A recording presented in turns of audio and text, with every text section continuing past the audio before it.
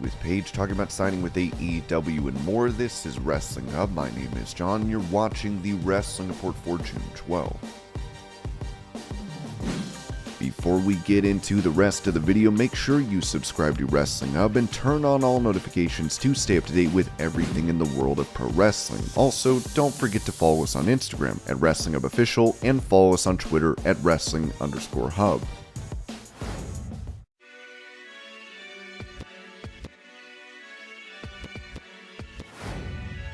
Taking to Twitter, a fan called out Rhea Ripley over her new look in WWE, saying, "Rhea Ripley, WWE, y'all must have just seen me on TV and decided to rip my look. I've had this tattoo for 3 years. Y'all gave her the same tat/look as me, but don't ever walk out to my music." Ripley replied to the fan writing, "1. This isn't really worth my time, but I'm bored. 2. I've drawn logos/random things under my eye for a long time. 3. It's my group logo plus in a Libra. It scales. You don't own them. 4. I don't even know who you are, so get over yourself and keep my name out of your mouth. Think about calling someone out for stealing my look by having the same hair color or haircut as me. Who out there has more name value than me that I can call out? I really wanted to scream I want more followers."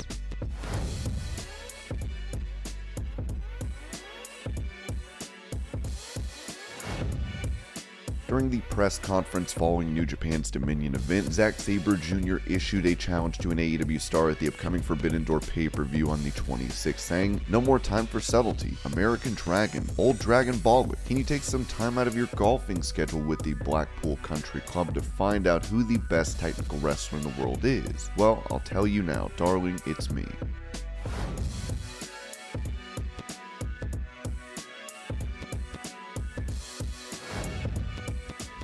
As CM Punk successfully underwent surgery for what is believed to be a broken foot, Jim Ross said on his podcast that he thinks Punk will return more motivated. "It is very unfortunate. If anybody can work their way through it, it'll be Phil Brooks, aka CM Punk, no doubt. So I don't have any qualms or any hesitation regarding, how CM Punk's going to return. He'll return healthy and fired up and motivated."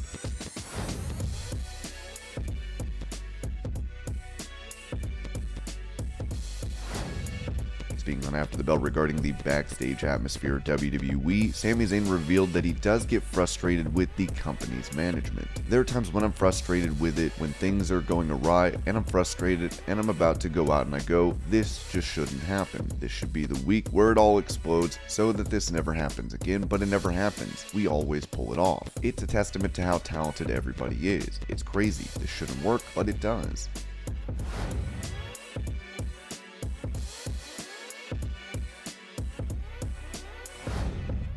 Speaking about the possibility of MJF going to WWE on his Arrive Through podcast, Jim Cornette said, "I think that they would automatically have a little more respect for him and let him, because the nature of the personality they're getting, have a little more leeway in saying things the way he wanted to, or in picking a few things. I'm not saying he'd have as much as an AEW, but I think he could still be himself and still do what gets him over in that environment."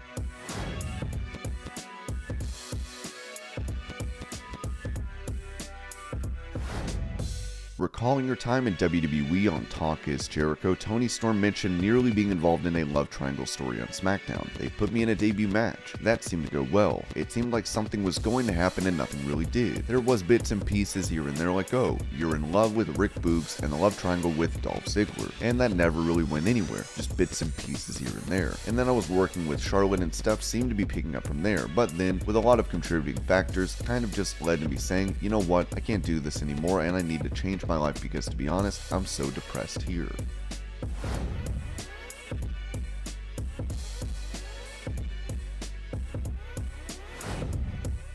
Reacting to his SmackDown debut from 2002, John Cena talked on WWE Playback about how he behaved backstage during his first segment with The Undertaker. "It's not a shame, because it was a good learning experience, and the story turned out okay. But especially now, after I see the match and I see the audience with where they lose interest, you have to slow down. You have to tell a story, and just doing what I was told in performances like that almost got me fired. I can see why, because you look at the audience, nobody cares. I guess looking back at it, I'm grateful for the moment. I'm grateful I debuted in such such a historic arena with such an amazing performer and angle, but I'm also grateful it didn't go well because it taught me, especially when the Doctor of Thugonomics character was introduced. I was neither ruthless nor aggressive. I was quite submissive and passive and acted like a fan, and I was. That's okay, but you can't do that there. You have to stand out. You have to have a personality where somebody can attach to, and everybody would have done the exact same thing in my interaction with The Undertaker, whether they were a paying customer backstage. Everybody would have done the same thing. So what does that make me different than anybody else? That stuff is nice, but it didn't help out at all.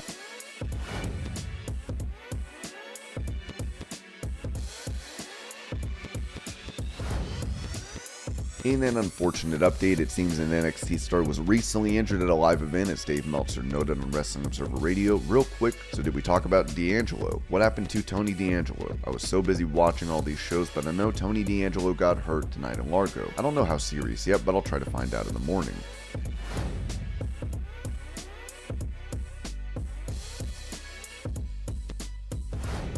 On his podcast, Mick Foley revealed that there had been an idea to do a second Hell in a Cell bout with The Undertaker after their first encounter inside the structure in 1998.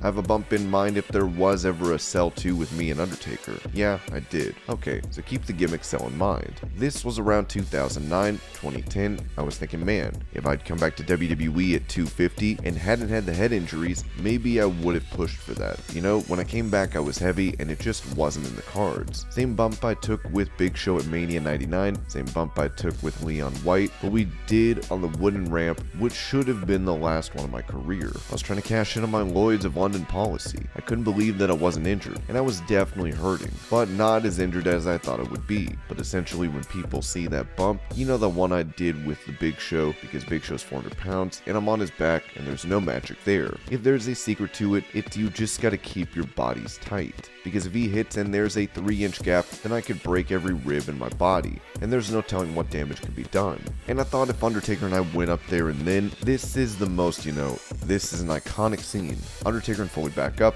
Undertaker and Mankind fully back up on top of the cell. Here comes the Mandible Claw, Mr. Sacco. Here I am up on Undertaker's back, but instead of just dropping backwards, he's doing it from 16 feet, may have been 20 feet by that point. And the key is we got to be tight, and the key is we're going to be right through that freaking ring to and there'll be something underneath it, not on the surface. I don't know how I want it to look more realistic, and I want it to be almost, you don't think you get some holy shit for minutes, and then we had that first hand whoever it was comes up out of there. I don't know how you finish from there, or maybe that's just the end of it, but that was the big bump. 2 stretcher jobs, and I'm getting the buzz again.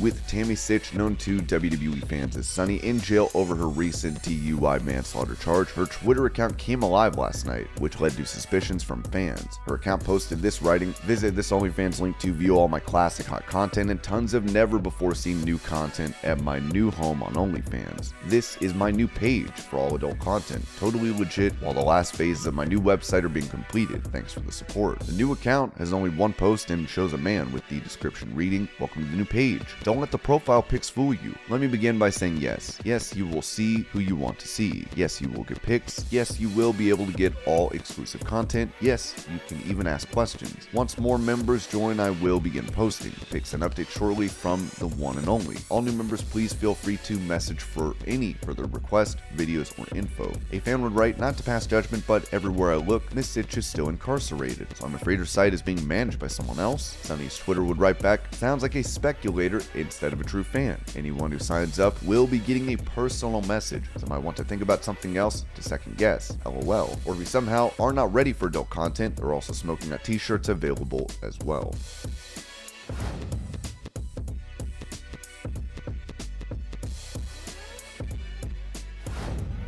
With her announcing that July 7th will be her last day for WWE, Paige went on her Twitch to reveal details regarding this departure. First, she said this about her contract: "If you don't renew the contract, then I don't think there's any non-compete clause." That's not what I was told on the phone. We're having a normal conversation, it's like, "So, we're not going to renew your contract." I texted Vince McMahon. He texted back. Everyone was respectful about it. It's a bummer. They're keeping the door open, both Vince and Johnny, and they'll keep the door open. But that's usually what companies say. I do feel if I ever went back, it would make it more special. If WWE ever asked me to do something, it would be that much more special. There's nothing I can do. I wish I could stay longer. WWE doesn't want to re-sign me. It's not my decision. I don't want anyone to think it's my decision to walk away. Talking about the possibility of wrestling again, she said, "I'm so healthy. I feel like I'm the most healthy I've been in my whole career. I feel I can compete again 1000%. And when asked about the possibility of joining AEW, Paige replied, "Sure, if the money is right."